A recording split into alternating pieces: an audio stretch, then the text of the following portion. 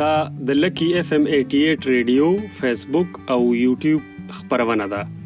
8 مارچ د ښځو نړیواله ورځ. هر کال په ګرد نړۍ کې 8 مارچ د ښځو ورځ نمانځل کیږي.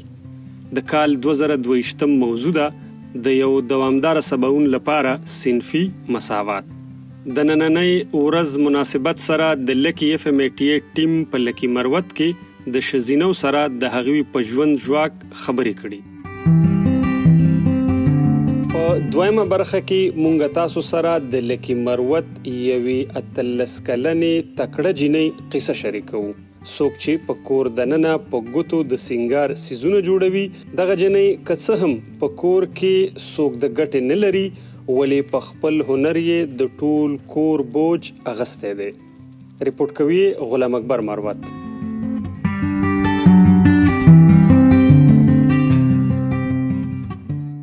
عمر مې دا 18 کاله.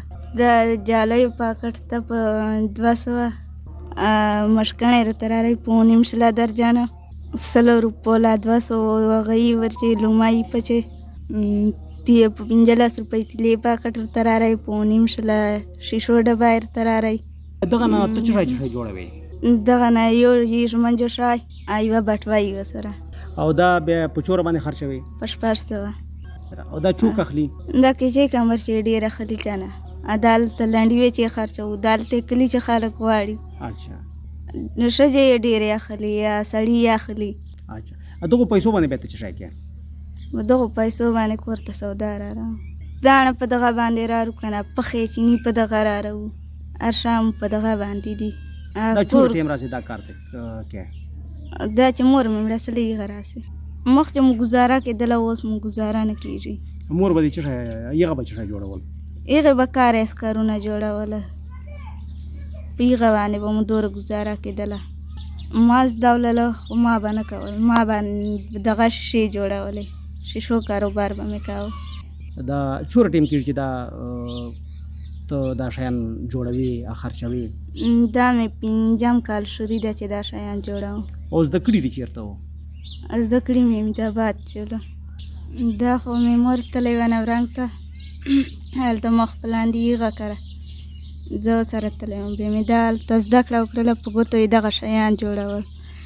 بیا ما زده کړله، اوس مې مور دا مړه 5 کال یې شروع ده چې زه دا شیان جوړوم. نوره مو چې کورسستانه دي، یو زوړ پلار مې ده، مزدوره نشي کولی. اوس دا زه جوړوم، میاشتې چې 12 جوړوم. په دغه باندې موږ پخې چیني داڼې غوړي هر شی موږ په دغه باندې راوړو، هر شی مو په دغه دي. نوره مو چې ستانه دي ګټې چې موږ ته ګټه کوي. او تا سکول سبق ته ویلی ده؟ سکول مې نه ده ویلی، نه مې سبق ویلی ده. بل څوک دلته کړي چې جوړوي که ګوښې بس دغه یو ته یې جوړوې؟ نه ګوښې زه جوړوم ده. او دا بیا خرچېږي چېرته؟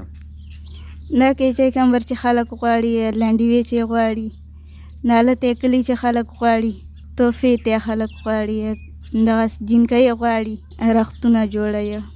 لکه جینکۍ چې ودېږي هغه پاره؟ جینکۍ او جانو ته جوړوي، چې کوزدلې یا ودېږي جینکۍ جانو ته غواړي، رختونه جوړوي. که چیرې تا سره څوک داسې امداد وکړي دغه شي پاره چې لکه تا ته ډېر سامان راړي چې تا ته په ارزان قیمت باندې میلاو شي، نو ته دا کولی شي چې دا شیان ته بیا 10-12 جوړونه زیات جوړولی شي، لکه خپل آمدن په زیاتولی شي؟ خو چې سامان مې ډېر راغوښتایي که نه، بیا زیاتېږي. چې سامان مې کم راغوښتایي خو بیا لا 3 جوړه لا 4 جوړه دغسې جوړولی شو. قرضې څوک راکوي نه، چې چا قرضې راکولی خو بیا مې شیان ډېر پر غوښتل. اوس څوک قرضې نه ورکوي، قرضې والا که چاته ورته ووایې څوک یې نه درکوي. اوس دغسې سامان ځکه ما کم راغوښتایي چې حکومت غر سره وکړي امداد. بیا به یې په 500 ورکړو او په 400، خو چې موږ سره امداد وکړي.